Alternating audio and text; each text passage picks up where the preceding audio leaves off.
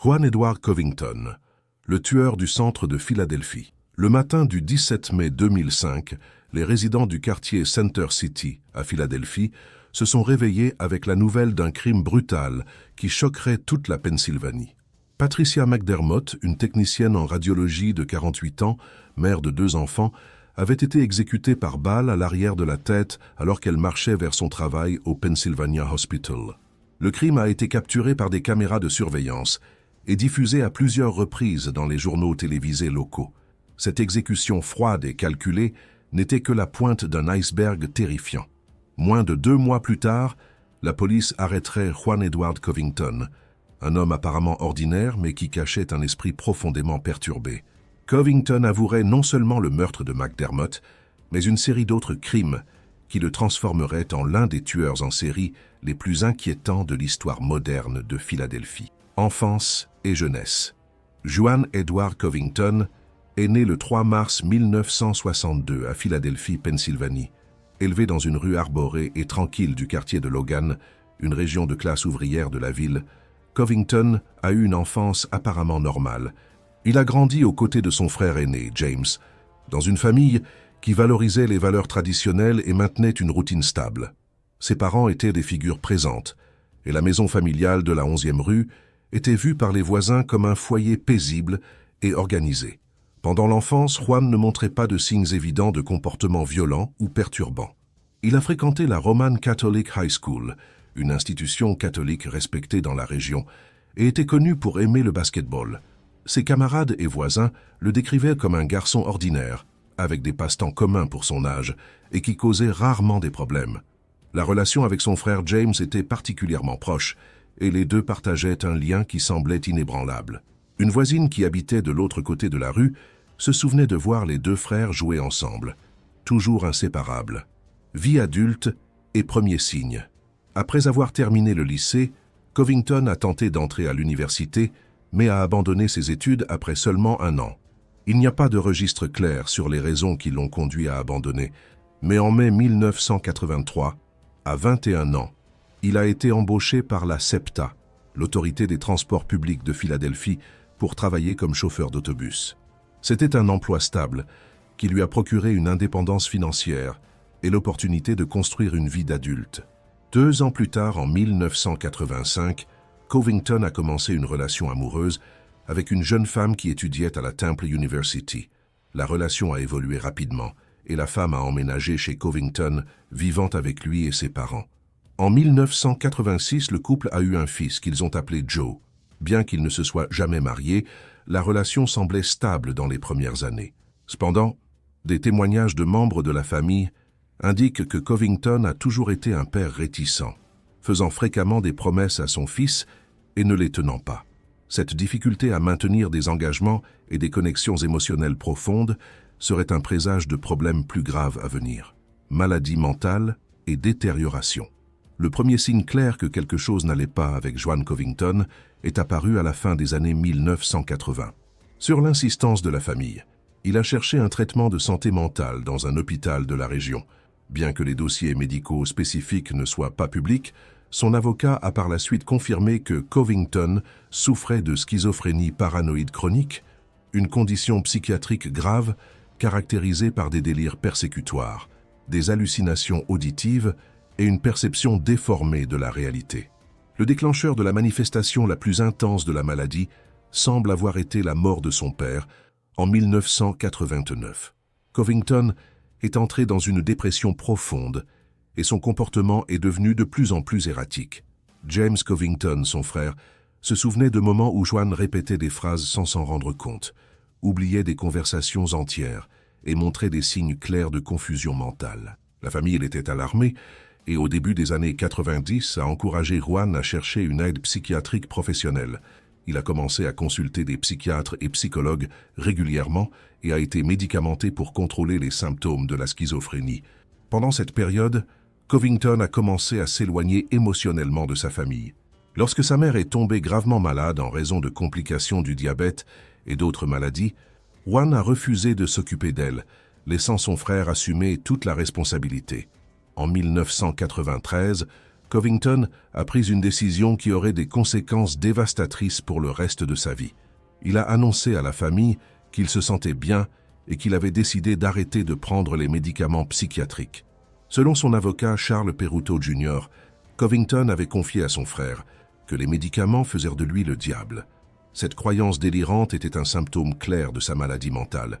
Mais à ce moment-là, personne n'a réussi à le convaincre de continuer le traitement.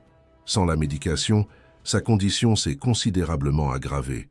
Le nombre d'épisodes bizarres a triplé après qu'il ait abandonné les médicaments. Une fois, il a raconté à son frère qu'il ne pouvait pas bouger son bras gauche depuis 3 semaines parce qu'il avait été maudit. Ses interactions sociales sont devenues de plus en plus étranges, et même les voisins ont commencé à se sentir mal à l'aise en sa présence. Isolement et déclin. La vie personnelle de Covington a continué à se détériorer. La mère de son fils a finalement décidé de le quitter et a déménagé avec l'enfant. Juan a rencontré une autre femme et a emménagé avec elle à Elkins Park, une banlieue au nord de Philadelphie, mais la relation n'a pas non plus duré. En 1997, il est retourné dans la maison de ses parents à Logan, où il vivait maintenant seul. Sa mère était décédée pendant qu'elle vivait avec James à West Oak Lane pendant l'absence de Juan.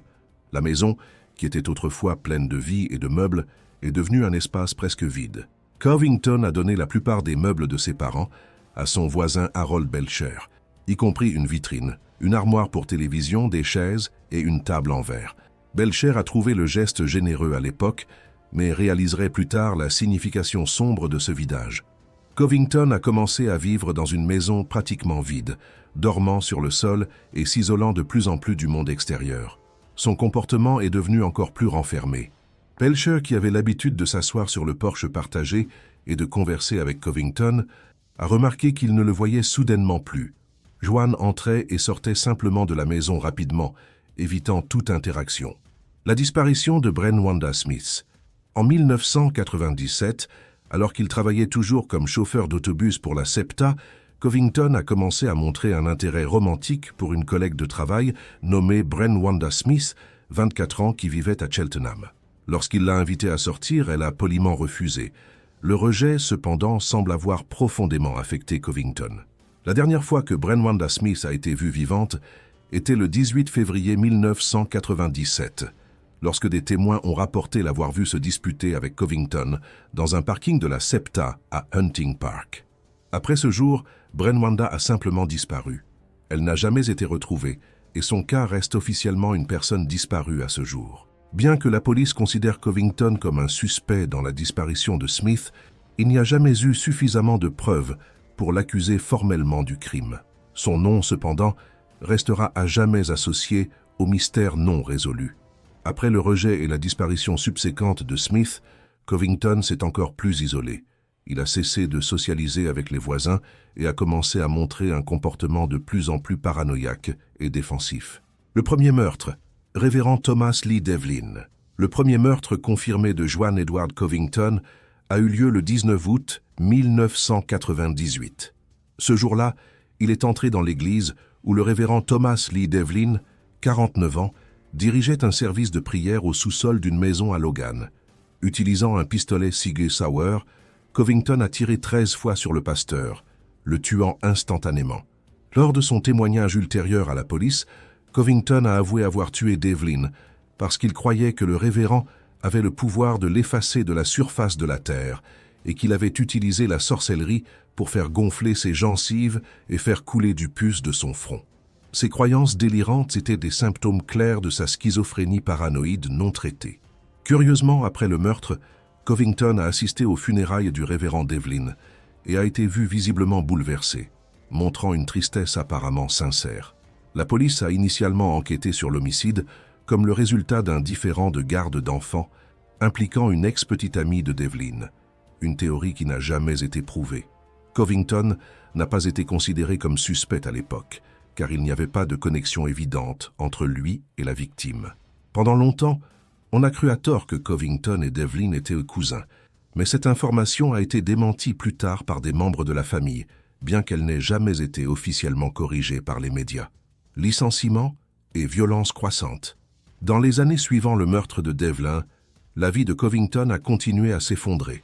En septembre 2001, la SEPTA l'a licencié. Il a raconté à son fils qu'il s'était endormi en conduisant un autobus et qu'il avait eu plusieurs confrontations avec des collègues de travail. Peu après, il a trouvé un emploi dans un magasin Home Depot à Upper Darby, mais le travail n'a pas non plus duré longtemps. Selon des témoignages, il a agressé un client avec un coup de poing au visage et a été licencié. Les représentants de Home Depot ont refusé de commenter l'incident. Le comportement instable de Covington s'aggravait chaque jour. Son fils Joe a rapporté à des membres de la famille que fréquemment lui et son père descendèrent des autobus et métros à des arrêts éloignés de leur maison à Logan parce que Covington était convaincu que quelqu'un les poursuivait. En 2001, Covington a demandé un permis de port d'armes, qui a été approuvé.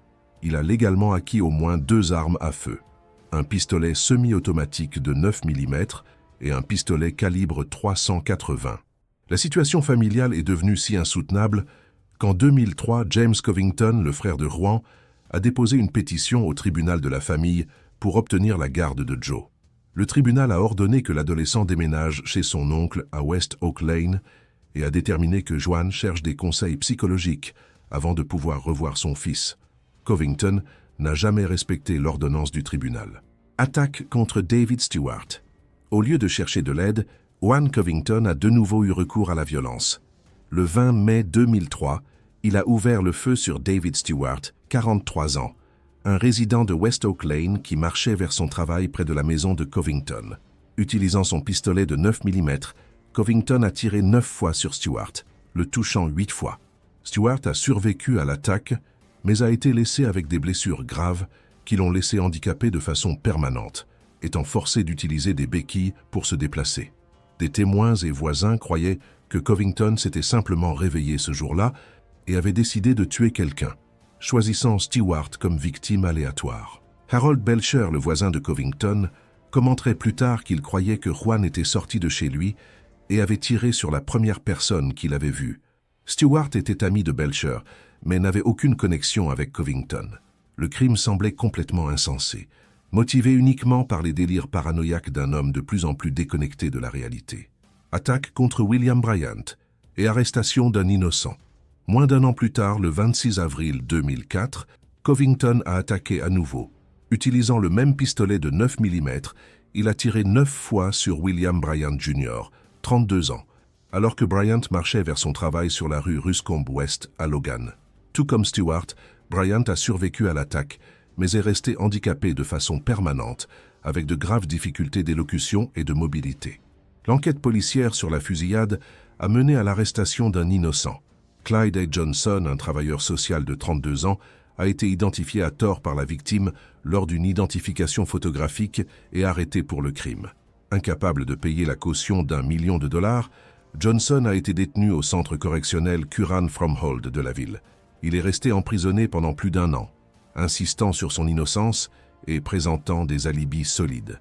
Ses collègues de travail étaient prêts à témoigner qu'il était au travail le matin de la fusillade, et son directeur avait des registres informatiques et une feuille de présence pour prouver sa présence. Cependant, la justice ne serait faite que lorsque des tests balistiques ont finalement relié l'arme de Covington au projectile extrait de Bryant. Johnson a été libéré en juillet 2005, mais les accusations n'ont été officiellement retirées qu'en octobre de cette année-là. Le meurtre d'Otis Bosquet. Le 7 mars 2005, Covington a commis son 2e meurtre confirmé. Ce jour-là, il a tendu une embuscade à Otis Bosquet, un employé du département des revenus de 36 ans, marié et père de 4 enfants, près de l'entrée de la station de métro de Logan. Bosquet était pressé d'aller chercher sa fille de 3 ans à la garderie lorsque Covington a ouvert le feu, tirant plusieurs fois et le tuant instantanément. Bosquet vivait à quelques pâtés de maison de Covington, mais, selon la famille, les deux ne se connaissaient pas. Une fois de plus, un homme innocent a été arrêté pour le crime. Maurice Wells, 37 ans, a été accusé du meurtre et maintenu en détention jusqu'à ce que des preuves balistiques prouvent son innocence. Le schéma devenait clair. Covington choisissait des victimes aléatoires dans son quartier, des personnes qu'il n'avait jamais rencontrées ou qu'il croyait représenter une menace imaginaire. Il tirait à bout portant, exécutant ses victimes avec froideur et efficacité, puis rentrait chez lui comme si rien ne s'était passé. Son comportement post-crime était remarquablement calme et calculé. il n'y avait aucune preuve qu'il ressentait du remords ou de l'anxiété. Il retournait simplement à sa routine quotidienne, vivant avec ses délires en silence. Le meurtre de Patricia McDermott. Après avoir été licencié de Home Depot, Covington a trouvé du travail en conduisant un camion pour Stericycle, une entreprise basée dans l'Illinois spécialisée dans le transport de déchets hospitaliers. L'un de ses arrêts réguliers était le Pennsylvania Hospital, au centre de Philadelphie. C'est là qu'il a croisé le chemin de Patricia McDermott, une technicienne en radiologie de 48 ans, mère de 2 adolescents.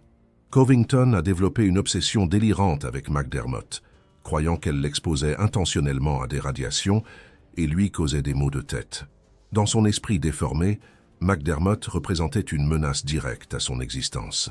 À l'aube du 17 mai 2005, Covington a attendu McDermott à l'arrêt de bus de la SEPTA au centre-ville. Il l'a suivie pendant qu'elle marchait vers son travail et à 4h42 du matin, près du coin des rues 9e et Chestnut, il a sorti un pistolet calibre 380 et a tiré un seul coup à l'arrière de la tête de McDermott. Elle est tombée instantanément et est morte sur place. Le meurtre a été capturé en détail par une caméra de surveillance extérieure et les images ont été diffusées à plusieurs reprises dans les journaux télévisés locaux, choquant tout Philadelphie. L'enquête et l'arrestation. La vidéo montrait clairement un homme s'approchant de McDermott par derrière, sortant une arme et tirant avant de fuir rapidement la scène. L'exécution a été décrite par les enquêteurs comme froide et brutale. Le lieutenant Joe Maum de la police de Philadelphie a déclaré qu'en ses 32 ans de carrière policière, il n'avait jamais vu quelqu'un être exécuté de cette manière.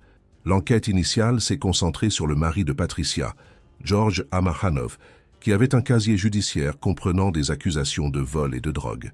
Il avait également purgé une peine de prison, et la police a découvert que Patricia avait une police d'assurance-vie, ce qui pourrait représenter une motivation financière. Cependant, Amarhanov avait un alibi solide. Il était chez lui au moment du meurtre, et son témoignage a été corroboré.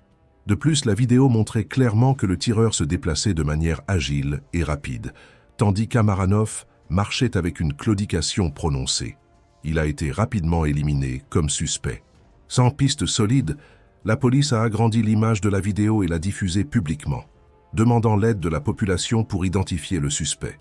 La stratégie a fonctionné. Des centaines de dénonciations sont arrivées, et l'une d'elles serait cruciale.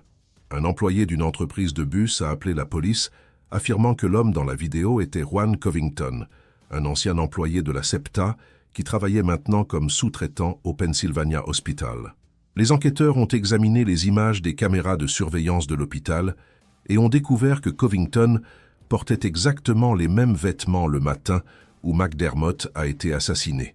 De plus, un chauffeur de bus de la SEPTA s'est souvenu que Covington était descendu au même arrêt que McDermott le matin du crime. Le chauffeur a également mentionné que Covington avait des problèmes de colère et avait montré de l'intérêt pour une autre conductrice de bus, Brenwanda Smith, qui avait disparu des années auparavant. Le 12 juillet 2005, la police a arrêté Juan Covington près de sa maison à Logan.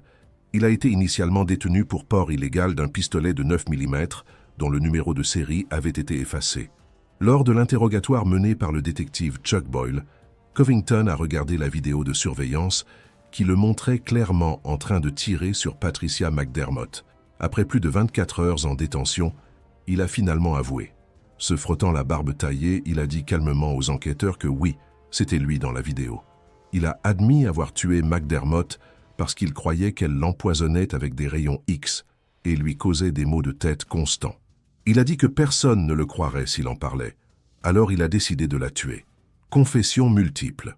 À la surprise des enquêteurs, Covington ne s'est pas arrêté là. D'une voix douce et mesurée, sans montrer d'émotion ou de remords, il a avoué avoir tué le révérend Thomas Lee Devlin en 1998 et Otis Bosquet en 2005. Il a également admis avoir tiré sur David Stewart et William Bryant. Des tests balistiques ont confirmé que les armes trouvées dans la maison de Covington étaient les mêmes utilisées dans les fusillades. Les projectiles extraits des victimes correspondaient parfaitement aux armes en possession de Covington. La confession a transformé ce qui semblait être un meurtre isolé en un cas de tueur en série. Covington a été formellement accusé de 3 homicides et 2 tentatives d'homicide. 2 hommes innocents, Clyde A. Johnson et Maurice Wells ont été libérés de prison et toutes les accusations contre eux ont été retirées. David Michak, l'avocat de Johnson, a commenté que le cas devrait servir de leçon sur les dangers de se fier exclusivement aux identifications de témoins oculaires. Il a argumenté que les tests balistiques devraient être effectués plus fréquemment, car ils sont aussi précis que les correspondances d'ADN ou d'empreintes digitales. Johnson, qui avait passé 15 mois en prison, a déclaré que sa vie avait été mise en suspens. Il n'avait pas pu retourner à son emploi de conseiller sur le sida avec l'organisation Congreso de Latinos Unidos à Kensington, en raison des accusations en cours. Après avoir eu les accusations retirées, il a dit qu'il essayait simplement de respirer et de reconstruire sa vie. Évaluation psychiatrique. Pendant qu'il était en détention, Covington a été placé sous surveillance anti-suicide au centre correctionnel Curran from Hold. Son avocat, Charles Peruto Jr., l'a décrit comme gravement malade mental, avec un historique d'épisodes psychotiques remontant à 15 ans. Peruto a expliqué que Covington était capable de maintenir un emploi et même de se disputer avec des voisins et des ex-petites amies sans leur tirer dessus, mais avec ses victimes de meurtre, il sentait qu'il avait une mission d'exterminer le diable. Il se voyait comme l'élu pour éliminer le mal du monde. Peruto a présenté des preuves que Covington avait cherché un traitement psychiatrique à la fin des années 80 et que sa condition s'était considérablement détériorée après la mort de son père. Lorsqu'il a arrêté de prendre ses médicaments en 1993, les épisodes bizarres ont triplé. Des experts psychiatriques consultés pendant l'enquête ont classé Covington comme un schizophate, une catégorie extrêmement rare de tueurs en série. Contrairement aux psychopathes comme Ted Bundy ou Dennis Rader, qui tirent plaisir et pouvoir de leurs crimes, Covington n'éprouvait apparemment aucun plaisir à tuer. Il était mû par la paranoïa de sa schizophrénie et par le besoin d'éliminer ce qu'il percevait comme des menaces à son existence. Bruce Heimer, psychologue clinique basé à Huntingdon Valley, a expliqué que ces meurtres n'étaient pas motivés par la luxure ou le plaisir. Covington avait décidé que ces personnes devaient être éliminées. Il les a exécutées de manière efficace et froide, évitant la capture pendant des années. Heimer a ajouté que des personnes comme Covington peuvent continuer à tuer indéfiniment jusqu'à ce qu'elles meurent ou soient capturées. Le cycle continue simplement. Une source proche de Covington a révélé qu'il prévoyait éventuellement de tuer son fils Joe et son frère James, qui payaient pour son avocat. Joe aurait confié à un parent qu'il était inquiet que son père puisse les faire exploser dans cette maison. Après le meurtre de Patricia McDermott, Covington a assisté à la cérémonie de remise des diplômes du lycée de son fils au Liacouras Center de la Temple University. Il s'est assis seul à l'écart de la famille, observant silencieusement pendant qu'une arène pleine de gens applaudissait les diplômés. Peu après, Joe a déménagé chez son père et a rapporté à des parents que Covington lui permettait de rester dehors toute la nuit. Un membre de la famille a commenté qu'il semblait que Joanne ne voulait pas que son fils sache ce qu'il tramait. Autre victime potentielle. La police a également enquêté sur les allégations de Christopher Evarts, un avocat de 41 ans qui travaillait au centre-ville. Evarts a rapporté que le 17 juin 2005, exactement un mois après le meurtre de McDermott, il marchait vers sa maison près des rues 4 et Spruce dans l'après-midi, lorsque Covington a commencé à le suivre de près. Evarts s'est arrêté pour regarder une plaque historique et Covington était juste derrière lui. Evarts, qui mesurait 1,93 m et pesait 122 kg, a été terrifié par les petits yeux fixes de Covington et son regard silencieux et pénétrant. Il pensait qu'il serait volé ou tué. Covington portait les mêmes vêtements qui apparaissaient dans la vidéo du matin où il a tué McDermott. Soudain, Covington a changé d'avis, a traversé la rue et a commencé à suivre de près une dame âgée. Elle a tourné le coin et il a continué à la suivre. Evarts croit qu'il a échappé à la mort ce jour-là par pure chance.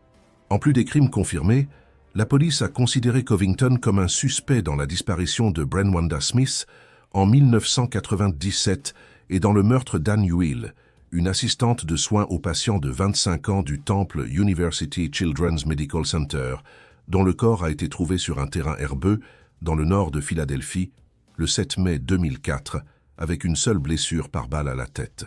Covington aurait pu rencontrer Ewell en travaillant à l'hôpital. Des armes supplémentaires trouvées dans la maison de Covington et d'autres remises par son avocat ont été soumises à des tests balistiques pour déterminer s'il y avait des connexions avec d'autres crimes non résolus. Les enquêteurs croyaient que le nombre réel de victimes pourrait être supérieure aux 3 meurtres confirmés.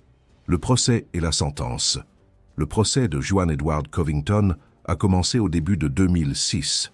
Le 4 mars de cette année-là, à la cour d'appel commune, salle d'audience 304, Covington est apparu portant un sweatshirt de prison ample et un pantalon de survêtement noir. Il était une figure minuscule et recroquevillée qui s'est glissée à sa place sans jamais regarder autour de lui. Les parents de ces victimes ont occupé la salle. La famille Bosquet s'est assise du côté gauche et les McDermott du côté droit. Tous ont fixé leurs yeux sur cet homme à la barbe grisonnante, aux lunettes sans monture et aux cheveux rasés. Ils voyaient Juan Covington, 44 ans pour ce qu'il était vraiment, un exécuteur. Ce jour-là, Covington a plaidé coupable à tous les crimes, admettant avoir assassiné ses victimes, mais alléguant qu'il était gravement malade mental. Le juge Benjamin Lerner l'a immédiatement condamné à 3 peines consécutives de prison à perpétuité pour les 3 meurtres. Il a également donné à Covington 2 peines de 20 à 40 ans pour les tentatives d'homicide. Les peines garantissaient que Covington ne serait jamais éligible à la liberté conditionnelle. En prononçant la sentence, le juge Lerner a affirmé qu'elle interromprait le cycle de victimisation qui avait terrorisé Philadelphie. Témoignage des familles. Pendant l'audience de condamnation, les membres des familles des victimes ont eu l'opportunité de s'adresser au tribunal et de décrire l'impact brutal des meurtres sur leur vie. Dorothy Bosquet Wright, tante d'Odise Bosquet, est entrée dans la salle d'audience tenant un dossier avec des photos de famille, un agrandissement d'un dîner du dimanche et une grande photo de groupe du jour de Thanksgiving de 2004. Elle a dit que sa famille était très unie et qu'une douzaine de parents, y compris la mère d'Odise de Caroline du Sud, avaient assisté à l'audience. Son neveu, a-t-elle expliqué, était un père attentionné qui était en route pour chercher sa fille de 3 ans à la garderie quand il a été tué par Covington à la station de métro de Logan. S'adressant directement au meurtrier, elle a dit qu'il avait abattu Odise, comme s'il était une proie. L'absence de motif tourmentait également la famille McDermott. Patricia a été tuée à 4h42 du matin, près des rues 9e et Chestnut, alors qu'elle se dépêchait pour son travail de technicienne en rayon X au Pennsylvania Hospital. La fusillade a été capturée par une caméra de surveillance extérieure et diffusée à plusieurs reprises dans les journaux télévisés. Martin McDermott, frère de la victime, a dit au tribunal que ces images se répétaient continuellement dans leurs esprits. Regardant Covington, il a demandé si le meurtrier s'était regardé aux informations. Angela Amaranov, la fille de 16 ans de Patricia McDermott, a été submergée par la colère en essayant de s'adresser au juge. Criant à Covington, elle a dit qu'il ne pouvait même pas la regarder dans les yeux et voir à qui il avait pris la vie. Il n'y avait aucun parent présent pour parler en défense de Covington. L'avocat de la défense, Charles Peruto Jr., a observé qu'un frère voulait assister, mais était réticent à apparaître au tribunal en raison de sa ressemblance physique avec Juan. Aucune des victimes de meurtre ne connaissait Covington. Une dénonciation anonyme a mené les enquêteurs jusqu'à lui, et c'est sa propre confession qui a scellé son destin. Le procureur adjoint du district Edward Cameron a expliqué au tribunal que toutes les victimes avaient été choisies parce que Covington croyait que chacune était le diable et lui faisait de mauvaises choses. Peruto a décrit son client comme gravement malade mental, avec un historique d'épisodes psychotiques remontant à 15 ans. Il a dit que Covington était capable de maintenir un emploi et même de se disputer avec des voisins et une ex-petite amie sans leur tirer dessus. Mais avec ses victimes de meurtre, il sentait qu'il avait une mission d'exterminer le démon. En se voyant comme l'élu, Covington ne voulait initialement pas plaider coupable. Cependant, lorsque le juge l'a interrogé, Covington a affirmé qu'il ne prenait actuellement pas de médicaments ni ne recevait de traitement pour maladie mentale. Le juge Lerner a condamné Covington à l'institution correctionnelle d'État à Weimar, Pennsylvanie, une installation qui héberge des détenus nécessitant des soins psychiatriques. Après la sentence, les familles McDermott et Bosquet sont restées dans la salle d'audience. Les familles ne s'étaient jamais rencontrées avant ce jour. Angela Amaranov, la fille de Patricia McDermott, a embrassé la mère d'Odise Bosquet. À l'extérieur du centre de justice criminelle, dans le froid, les deux groupes ont parlé à la presse et ont dit qu'ils avaient trouvé du réconfort en sachant qu'un tueur en série avait été arrêté. Angela Amaranov a déclaré qu'ils étaient heureux que la justice ait été rendue. Impact sur la communauté. Le cas de Juan Edward Covington a laissé des cicatrices profondes dans la communauté de Philadelphie. La découverte qu'un tueur en série avait opéré librement pendant 7 ans, choisissant des victimes aléatoires en plein jour, a créé une vague de peur et de méfiance. Le fait que 2 hommes innocents avaient été arrêtés et maintenus en détention pour les crimes de Covington a exposé de graves failles dans le système de justice pénale, particulièrement la dépendance excessive aux identifications de témoins oculaires sans corroboration adéquate par des preuves médico-légales. L'impact psychologique sur les familles des victimes a été dévastateur et durable. Les 4 enfants d'Otis Bosquet ont grandi sans père. La fille de 3 ans qu'il allait chercher à la garderie le jour où il a été assassiné ne le reverrait plus jamais. Angela Amaranov et son frère ont perdu leur mère alors qu'ils étaient adolescents à un moment crucial de leur vie. David Stewart et William Bryant ont survécu aux attaques, mais leurs vies ont été définitivement altérées. Stewart a été laissé avec des blessures graves qui l'ont laissé handicapé, forcé d'utiliser des béquilles pour le reste de sa vie. Bryant a également subi des dommages permanents, y compris de graves difficultés d'élocution et de mobilité. Tous deux portent les cicatrices physiques et émotionnelles de leur rencontre avec Covington. Clyde A. Johnson et Maurice Wells, les 2 hommes qui ont été faussement accusés et arrêtés pour les crimes de Covington, ont également eu leur vie détruite. Johnson a passé 15 mois derrière les barreaux, incapable de retourner à son travail de conseiller sur le sida. Il a décrit chaque jour en prison comme un point bas, insistant depuis le premier jour qu'il était innocent. Même après sa libération, les accusations sont restées en suspens pendant des mois. Maintenant, sa vie en suspens. L'expérience traumatisante d'être faussement accusé de tentative d'homicide a laissé des marques indélébiles sur les 2 hommes. Perspective criminologique et psychiatrique. Du point de vue criminologique et psychiatrique, le cas de Juan Edward Covington offre des aperçus importants sur la nature de la schizophrénie paranoïde non traitée et son potentiel à mener à des comportements violents extrêmes. Covington représentait une catégorie extrêmement rare de criminels, le schizophate. Contrairement à la plupart des tueurs en série, qui sont des psychopathes motivés par la luxure, le pouvoir ou le plaisir sadique, Covington était mu exclusivement par des délires paranoïaques et des hallucinations religieuses. Il ne tirait aucun plaisir de tuer. Au lieu de cela, il voyait ces meurtres comme des actes nécessaires d'autodéfense contre des menaces imaginaires. Ces victimes n'étaient pas choisies pour des caractéristiques physiques, leur vulnérabilité ou leur disponibilité sexuelle. Elles étaient simplement des personnes qui, dans son esprit malade, représentaient le mal ou des menaces directes à son existence. Le révérend Devlin avait supposément le pouvoir de l'effacer de la surface de la terre à travers la sorcellerie. Patricia McDermott l'empoisonnait avec des radiations. Otis Bosquet, David Stewart et William Bryant étaient des menaces vagues et non spécifiées qui devaient être éliminées. La trajectoire de Covington illustre tragiquement comment une maladie mentale grave non traitée peut évoluer vers la violence létale. Après la mort de son père en 1989, Covington a commencé à montrer des signes clairs de schizophrénie. Il a cherché un traitement et a été médicamenté de manière appropriée pendant les années 90. Cependant, en 1993, sous l'influence de ses propres délires, il a décidé d'arrêter de prendre ses médicaments. Ce fut le point de basculement crucial.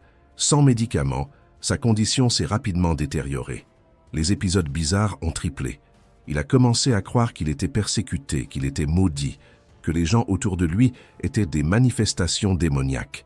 5 ans après avoir arrêté les médicaments, il a commis son premier meurtre. Le schéma s'est poursuivi pendant 7 ans, jusqu'à sa capture. Les experts consultés pendant le cas, y compris le psychologue clinique Bruce Heimer, ont souligné que des personnes comme Covington peuvent continuer à tuer indéfiniment jusqu'à ce qu'elles soient capturées ou meurent. Heimer a également averti qu'aucune quantité de médicaments ou de thérapie ne peut guérir la condition de Covington. Il l'a décrit comme un maniaque florissant qui, s'il était libéré, tuerait à nouveau. Défaillance systémique. Le cas a exposé des vulnérabilités significatives dans le système de santé mentale des États-Unis. Covington avait un historique documenté de maladies mentales graves. Il avait été hospitalisé et traité par des psychiatres. Cependant, lorsqu'il a décidé d'arrêter de prendre ses médicaments, il n'y avait aucun mécanisme efficace pour garantir qu'il continue le traitement. Il n'était pas sous supervision judiciaire ou médicale obligatoire. Sa famille reconnaissait qu'il était malade, mais n'avait aucun pouvoir légal pour le forcer à se faire traiter.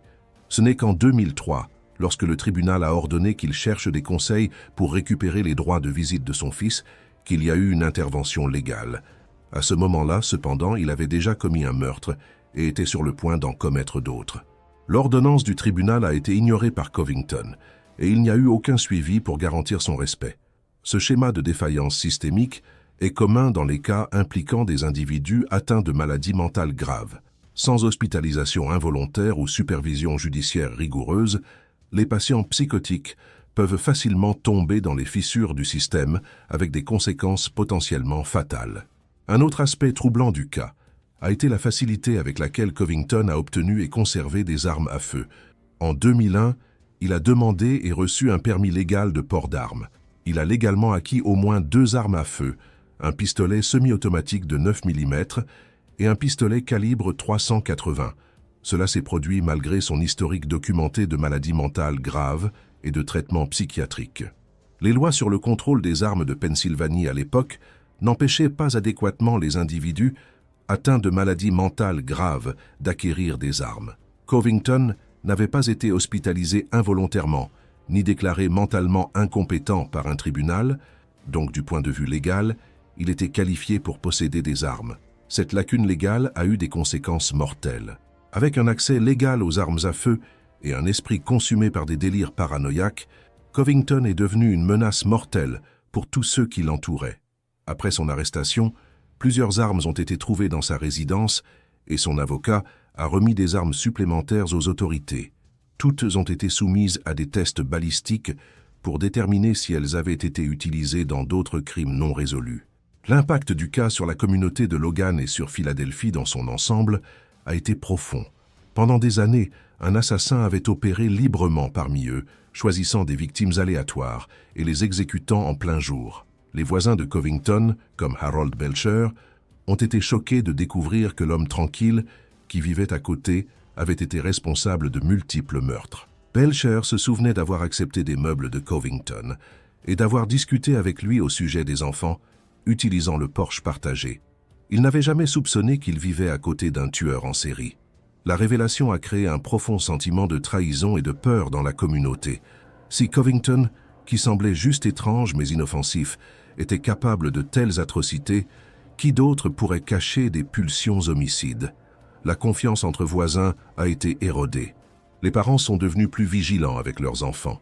Les gens ont commencé à regarder par-dessus leurs épaules en marchant dans les rues de Logan.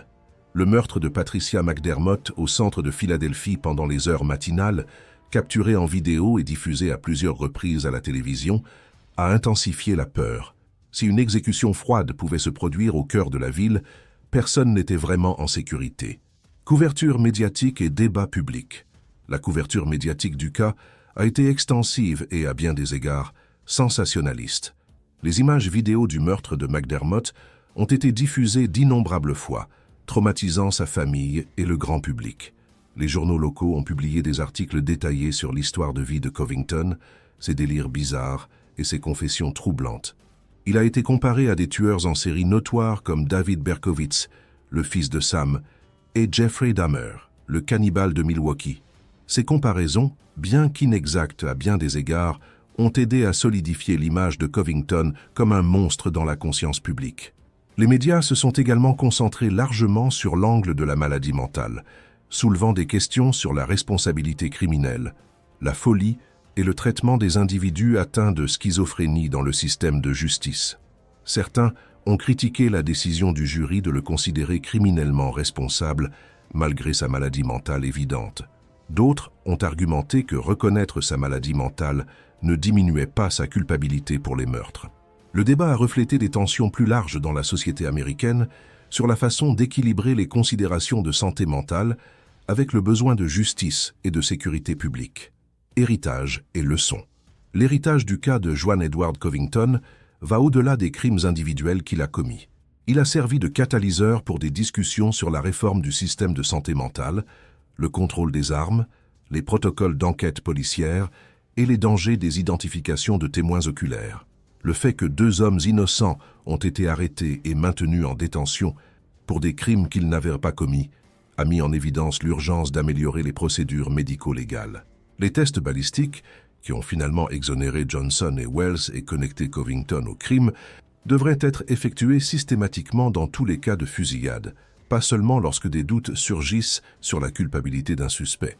La dépendance excessive aux identifications de témoins oculaires, qui se sont avérées à plusieurs reprises peu fiables, doit être reconsidérée. David Michak, l'avocat de Clyde Johnson, a vigoureusement défendu cette position, argumentant que le cas était un exemple parfait de la raison pour laquelle des preuves médico-légales solides sont essentielles. Dans le domaine de la santé mentale, le cas a illustré le besoin désespéré de meilleurs systèmes de suivi et de supervision pour les individus atteints de maladies mentales graves. Covington avait un diagnostic clair, avait été traité et médicamenté, mais lorsqu'il a décidé d'arrêter le traitement, personne n'avait l'autorité d'intervenir.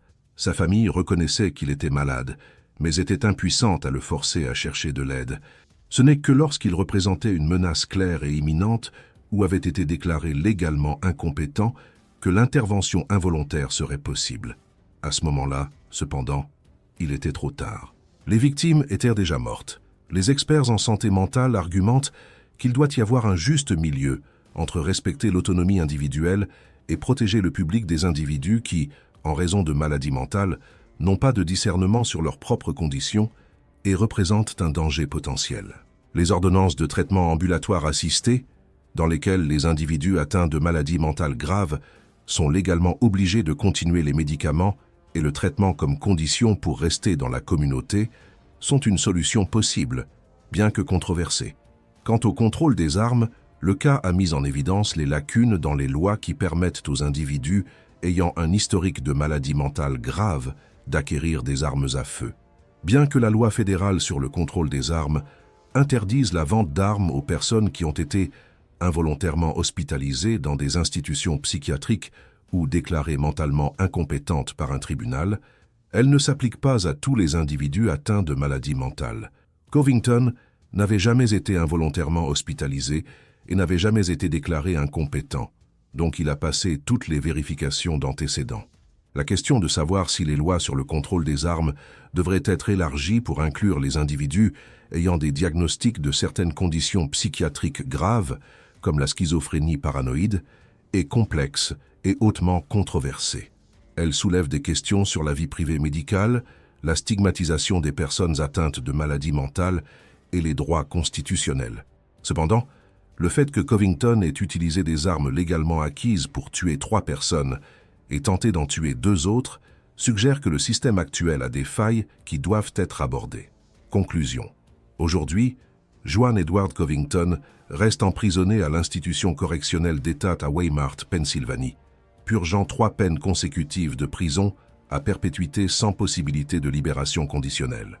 Il a maintenant 63 ans et passera le reste de sa vie derrière les barreaux. Pour les membres de la famille de ces victimes, aucune sentence ne peut ramener leurs proches ou effacer la douleur qu'ils continuent de ressentir. Dorothy Bosquet Wright ne verra plus jamais son neveu Otis aller chercher sa fille à la garderie. Angela Amaranov a grandi sans la mère qui lui a été brutalement arrachée quand elle n'avait que 16 ans. David Stewart et William Bryant vivent avec les cicatrices physiques et émotionnelles de leurs rencontres presque fatales avec Covington. Clyde Johnson et Maurice Wells portent le traumatisme d'avoir été faussement accusés et emprisonnés pour des crimes qu'ils n'avaient pas commis. Les vagues de destruction causées par Juan Edward Covington s'étendent bien au-delà des 3 vies qu'il a prises. Elles ont touché des dizaines de familles, une communauté entière et un système de justice qui a été forcé de confronter ses propres inadéquations. Le cas de Juan Edward Covington demeure comme un sombre rappel de ce qui peut se produire lorsque la maladie mentale grave n'est pas traitée, lorsque les systèmes de santé publique échouent, lorsque les individus dangereux ont un accès facile aux armes à feu et lorsque la société ne parvient pas à protéger ses membres les plus vulnérables. C'est une histoire de tragédie évitable, de vies perdues inutilement et d'un système qui a échoué à plusieurs reprises à intervenir avant qu'il ne soit trop tard. En même temps, c'est un témoignage de la résilience des familles et des victimes qui ont fait face à une douleur inimaginable et ont pourtant trouvé la force de chercher justice et de plaider pour des changements qui peuvent prévenir de futures tragédies. L'histoire de Juan Edward Covington n'est pas seulement à propos d'un homme et de ses crimes.